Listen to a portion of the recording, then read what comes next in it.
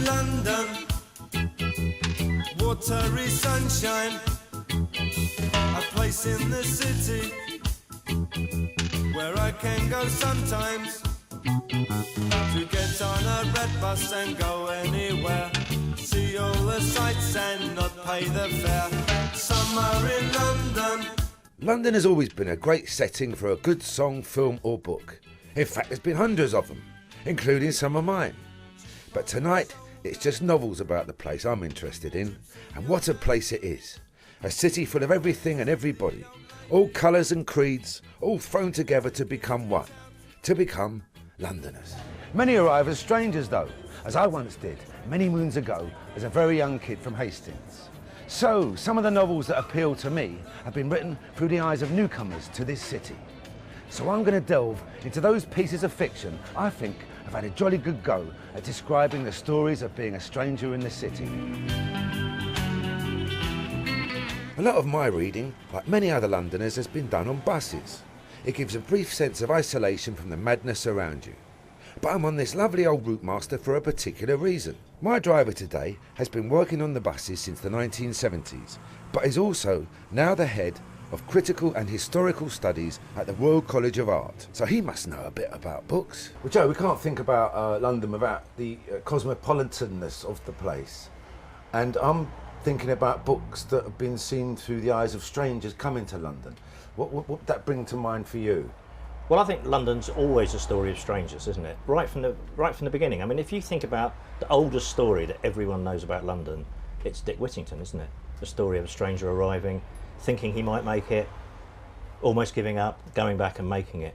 And so nearly every good story about London has those basic ingredients, doesn't it? There's a whole new literature about this, isn't there? Because in the past it was just about someone coming up from the country or from somewhere else in the British Isles, but now it's from people coming from all over the world. And famously Monica Alley's Brick Lane or Zadie Smith's White Teeth, books like that, which are telling the experience of whole new kinds of Londoners, you know, the people we've grown up with actually. Where we are now in Soho, you know, this is seeing wave upon wave of immigration. I guess the Italian one's the most famous, you know, but great books about that. So Keith Waterhouse's book, Soho, is a great story of somebody arriving in this strange place with all its aura and its mystery and its reputation, you know. And of course, that's the other narrative, is that London's never quite as grand or as lovely or as wonderful or as paved with gold as people think. Well, of course, when you're talking about stories about London, and particularly those stories about people arriving for the first time, you just have to do Dickens, don't you? I mean, Charles Dickens is the storyteller about London without any equal whatsoever.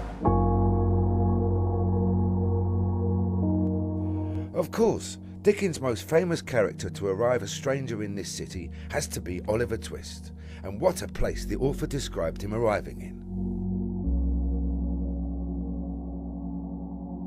Although Oliver had enough to occupy his attention in keeping sight of his leader, he could not help bestowing a few hasty glances on either side of the way as he passed along.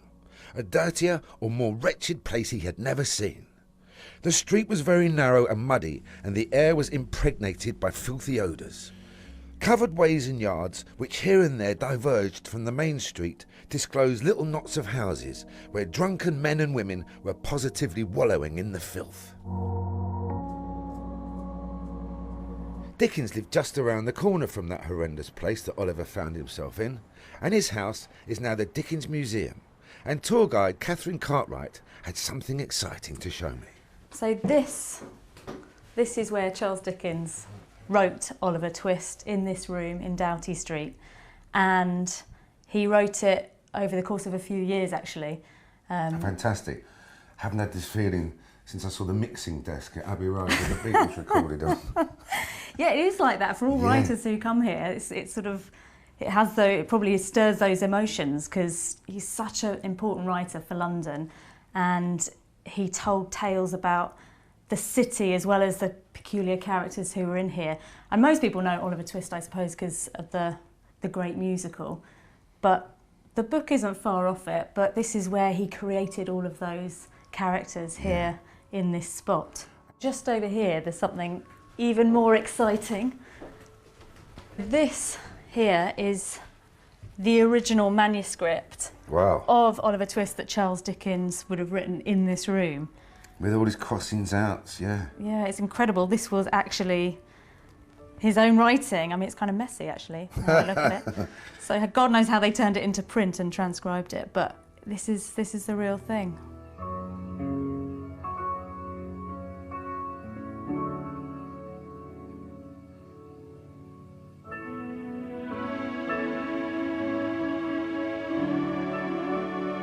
Near to the spot on which Snow Hill and Holborn Hill meet, there opens upon the right-hand side as you come out of the city a narrow and dismal alley leading to Saffron Hill. In its filthy shops are exposed for sale huge bunches of second-hand silk handkerchiefs of all sizes and patterns. For here reside the traders who purchased them from pickpockets. It is a commercial colony of itself, the emporium of petty larceny. So this Saffron Hill, which is where we are now, was the thick of sort of crime and sin. And where Oliver would have arrived with the Artful Dodger. Yeah, this is exactly where he arrived. Travelled all the way down from the countryside, all the way through North London, and he was amazed by what he saw here. Although a lot of the area's been done up, it's still got a bit of a feel of Absolutely. Dickensian you see Fagin London. and the gang bursting out of this door of a morning into the bustling streets of unsuspecting toffs to be relieved of their handkerchiefs plucking their snuff boxes. And what I loved as well, it's a bit like the bike shops round my way. You actually had the second-hand handkerchief shops, didn't you, right on the doorstep? Yeah, this is actually, it's true. People will refer to this area specifically as being the place you'd go to buy back the handkerchief that had been stolen, which is like Brick Lane on a Sunday. You go there and find your bike, which has been nicked. When you're filming documentaries, you're always getting asked what you're doing and why you were there. On this occasion, we enjoyed a wonderful moment of serendipity. So I saw you looking out the window. Yes. You told me your name. What is your name? Oliver. Eh? Really? Yes. Nice to meet you. And you're a stranger to this city, Oliver? Yes. I'm from Italy. You didn't come from the workhouse in Kent. No. And did you know anything about the history of Oliver Twist being set in this street? No. I mean, it was the first book I've read in English because my brother gave it to me when I was a child, and it was an audiobook, so I remember with a little cassette. But no, I came here, and one day my girlfriend saw like a guided tour here, telling about Oliver Twist. And she was like, "Ollie, Ollie, Ollie, do you know what?" And I was like, "No." You got some fans coming to see you. Yeah, they're here for you. Oliver, Oliver.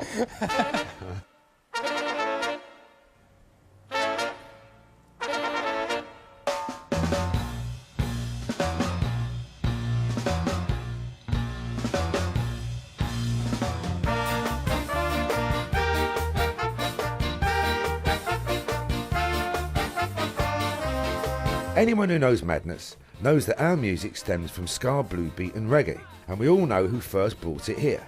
It was a bunch of cool blokes in sharp suits and cool trilbies, London's first Caribbean immigrants, and that's why I was attracted to this next book. Sam Selvon's Lonely Londoners is a classic. Written in his own West Indian vernacular, it vividly portrays those days through the eyes of new immigrants.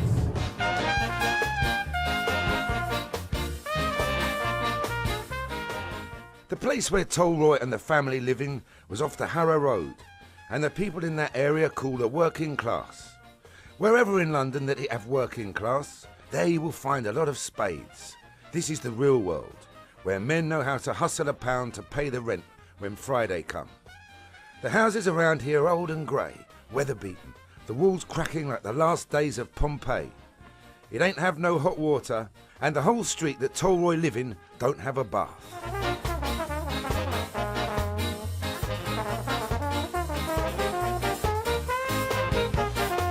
Sushila Nasta lectures on the book for the Open University and also wrote the foreword in the latest edition and was a friend of the authors. He came over with the 1950s generation of immigrants from the Caribbean. As a journalist, he'd started writing his first novel on the boat, and he came to London, and he lived in West London where a lot of those scenes are set, and he heard lots of stories from these West Indian immigrants, and he began to listen to the voices and reconstruct them. And I think create a map of the city, I think, above all, that creates a different perspective on it. Sam Selvon died in 1994, but Sushila played me a precious recording of him reading from his book for BBC Radio. Get the hell out.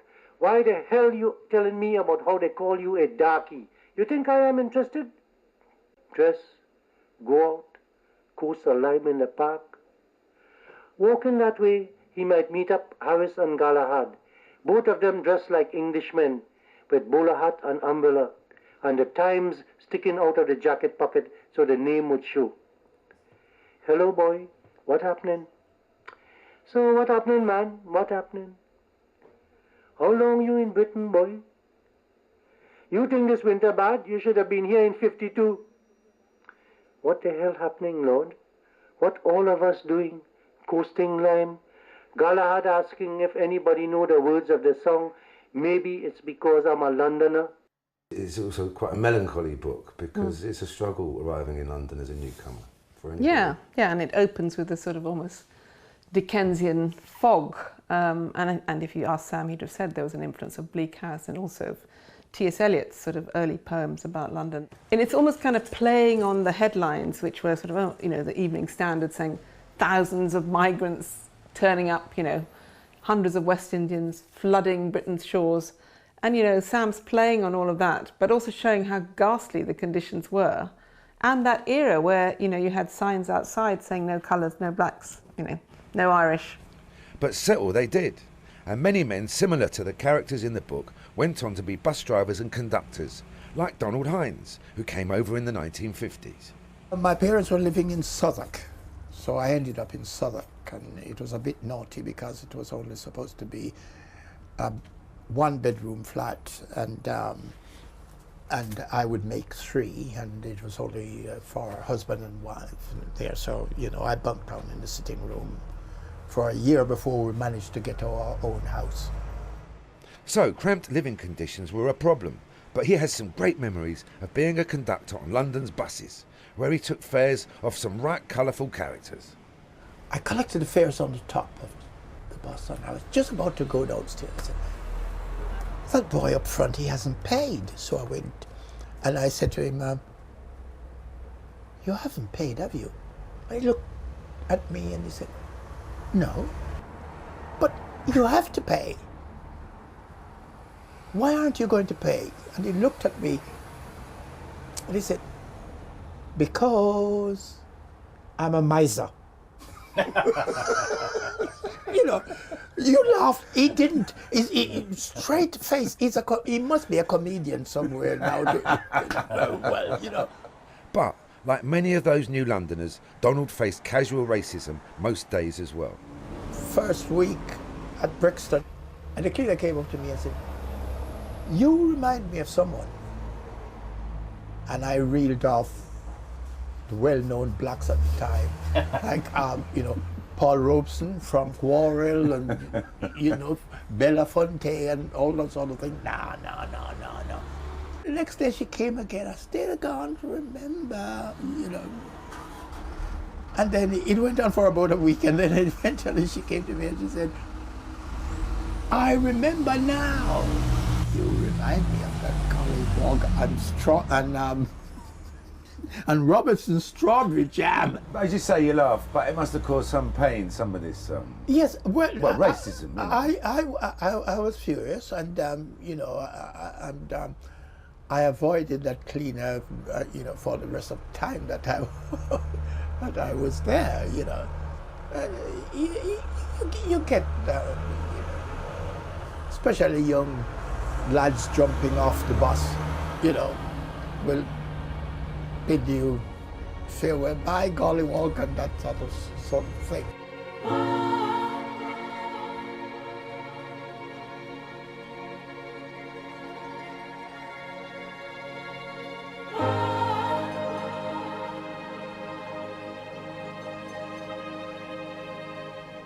Difficult times in 1950s London then for those Caribbean immigrants. The latest influx, though, are from Eastern Europe. Rose Tremaine's The Road Home brings it right up to date. The main character, Lev, arrives here in true Dick Whittington style. He finds life tough, and she writes of a very different place from his home. He rolled a cigarette and smoked it in an easy automatic way. not taking his eyes off the panorama of a dazzling riverfront. That the steady flood of brilliance which illuminated the buildings had no purpose except to beautify impressed him and troubled him in a kind of equal measure. He couldn't stop himself remembering how precious each hour of electricity was in his country and how people like his mother longed for light that would never go out.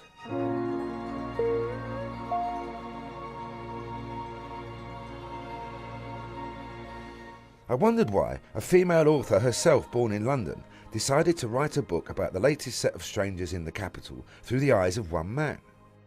It occurred to me that it's very difficult for us all to identify with a group of people. If you talk about a group of people, it's very hard to get a feeling of empathy, sympathy with them. But if you can define one man's story and make it interesting, or one woman's story, then you're in something human, which people can relate to. And how was Rose able to describe London so well through this stranger's eyes? This is exactly what the writer's work is. If your protagonist is very unlike you, without the experience that you've got to see it all anew. You've got to see what the river might suddenly appear to him, or places with sort of grand houses. He doesn't suddenly know why they're grand houses. You've got posh lands and bad lands always adjacent, and sometimes straying over from one territory to another is even now quite disorientating, I think. And of course, if you arrive as a complete stranger, as Lev is, he has no idea of the shape of London or its hugeness. And actually, I was reading this book again in order to be able to talk about it coherently. And I realised that actually he covers a heck of a lot of London. He starts in South London, Earl's Court and all the rest of it, and then eventually he goes up to North London and Muswell Hill, and then North Finchley and back again. So he covers a lot of territory. And he still, by the end of it, doesn't really know where he is. In his early days in London, the character Lev soon runs out of money and is hungry, alone and destitute, but meets someone quite the opposite of Dickens' Fagin.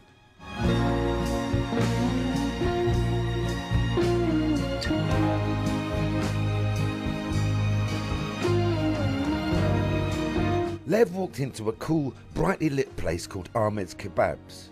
A grey cone of meat revolved on a perpendicular grill. "Excuse me," said Lev, "do you have anything to give me?" The Arab man took a floury bread pocket from the chill cabinet. Then he walked to the meat cone and deftly shaved off a few slices and put these into the pocket and set it down in front of Lev on a paper plate. "You are lucky. You came to the right place, because I am Muslim. The Quran teaches that deeds of unselfish kindness will be rewarded in heaven." I think when I create a character, I make certain decisions about how I see them. I just saw this person as a kind man. He's not well off. He's struggling. He's paying a high rent in a kind of quite posh area to try and keep this little thing going. So he knows what hardship is. And if you know what hardship is, it probably either makes you very defensive or it makes you very sympathetic to other people undergoing a kind of hardship that you may have experienced yourself. And I wrote this in 2007. I mean, I know that's only 9 years ago, but actually attitudes in this country towards immigration have hardened so badly that it's become miles more significant. Josh, I was reading a passage in this book, which I know I showed you, about a guy who's obviously on his last legs, going in a Muslim kebab restaurant. The owner recognises that this guy has nothing and offers him a free meal. Is that something you would do yourself? It is, yeah. It's a way of humanity. It's because obviously you think about the rewards you get when you go to the other side in front of Allah, which will benefit for me. And you would recognise in this guy that you can imagine being in? Exactly, yeah. So for instance, if someone comes and asks for me for a glass of water, it's the same thing where I'll put myself in. I would feel bad for myself if no one looks after me like that. And Josh, did you arrive here as a stranger? No, I was born in Hammersmith, but obviously I moved to Brentford. That's quite a long way though. It is not.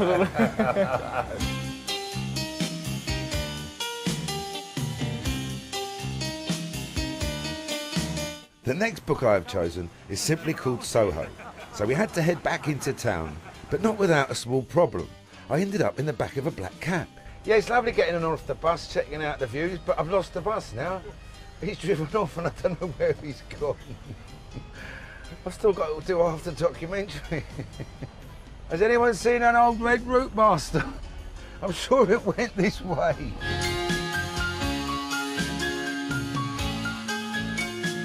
The best way to approach Soho is by foot. It's a place I know well. My mum was a single parent and was a barmaid and nightclub singer there. I love the place, but when you first arrive it can be quite bewildering. Author Keith Waterhouse's story is quite short and fairly light reading, but it does capture much of the essence of the place. His stranger comes to London from Leeds, searching for his girlfriend. His first problem is actually finding out where Soho is.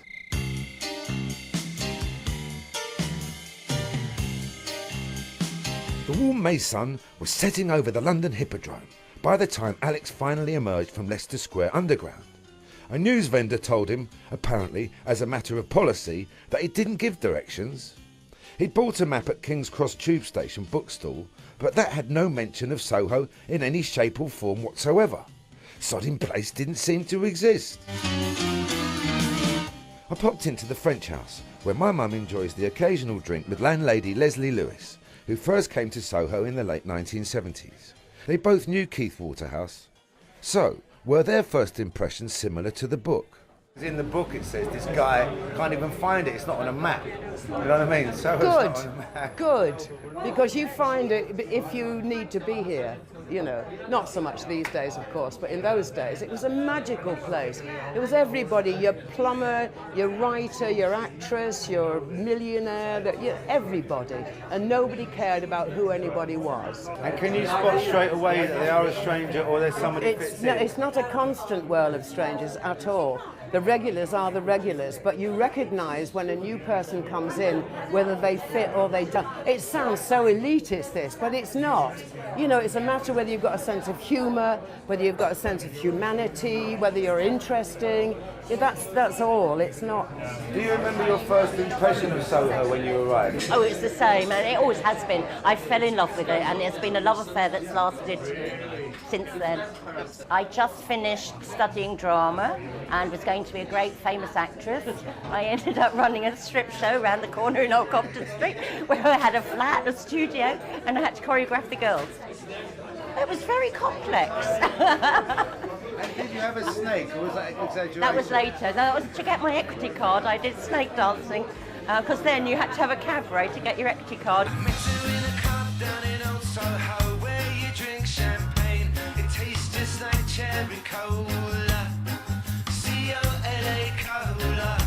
If snake dancing sounds weird enough, it was nothing to what the character in the book found himself amongst, including a dead body being taken on a pub crawl. At this point, a diversion was created by the entry of old Jake, the news vendor from across the street, or rather, of the late old Jakey's limp body carried in by two of the flymen from the Prince Edward Theatre. Sod me, what's wrong with him? Was he ill? Asked a whiskey drinker at the other side of Brendan Barton. Of course he was ill. He's dead, snapped the landlord. And why have you brought him in here? This is a pub, not a flaming morgue. We thought it was what he would have wanted. After all, he's been coming here for how long? We drank champagne and danced all night under electric candlelight. She picked me up and sat me on her knee and said, "Little boy, won't you come home with me?" There's a scene where some guys turn out of a pub with a dead body, which they then proceed to lay across the bar as if it was the wall. I'm trying to think what pub that might have been. It wasn't here. I blame the Coach and Horses myself. There were all sorts of horror stories about back then. Heads found and sent to Muriel, and gunshots. Oh, and people being chased down the street with axes and all. It was all myths.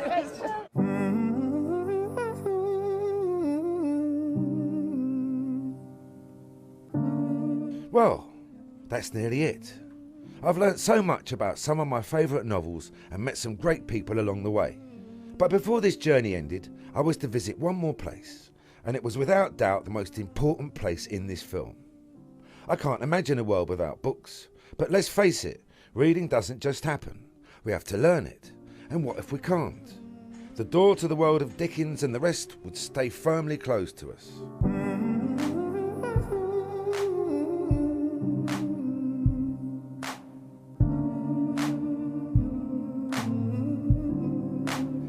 Liz Jackson arrived here herself, a stranger from Leicester, but is now a London school teacher, and she adores books. Her pupil Jamie was sent to her because he couldn't read at all. She soon changed that. The more you read, the more things you will know. The more you learn, the more places you'll go. I'd like to think I made that up. I just read that off one of your Dr. Seuss things. Liz, you obviously have a real passion for reading. What does it mean to you?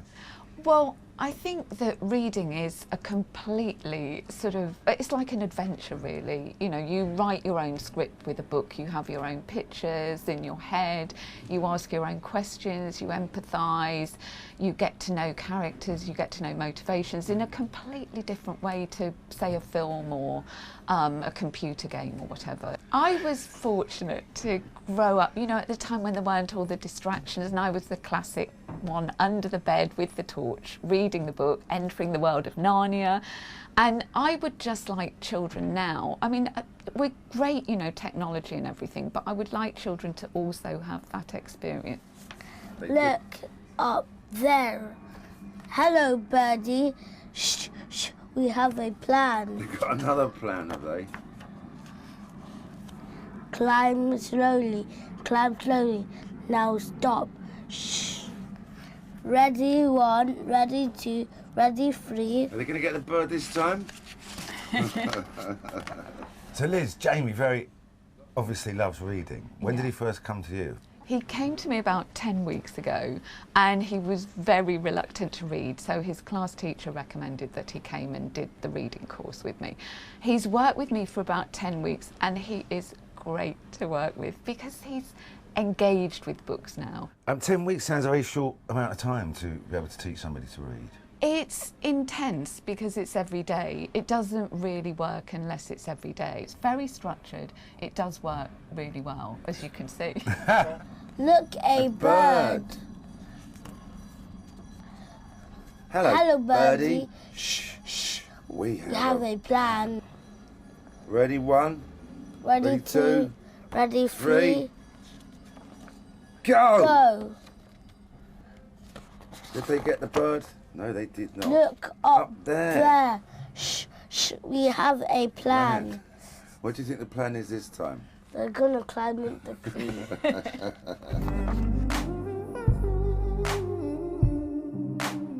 What a lovely thought it is to think that one day little Jamie's newfound hunger for books could mean he would be able to enjoy great novels like these. Oliver Twist, painting such a vivid picture of a grimy Victorian place. Sam Selvon's Lonely Londoners, highlighting the changing colour of a city forever. Keith Waterhouse, summing up Soho perfectly. And Rose Tremaine's The Road Home, describing so well what it is like to be one of the latest strangers in the city. So they're my favourite 4, but I'm sure there are plenty of you out there with completely different opinions. So what book would you recommend? Share your suggestion using the hashtag #LoveToRead and find out what other books people are talking about. And don't forget, wherever you are, enjoy a good book. Based on the best-selling Neverwhere, a stellar cast with Adrian Lester, Don Warrington and Bernard Cribbins in How the Marquis Got His Coat Back, available on the Radio 4 website. And we're celebrating the love of reading all this week. Join the conversation at #LoveToRead.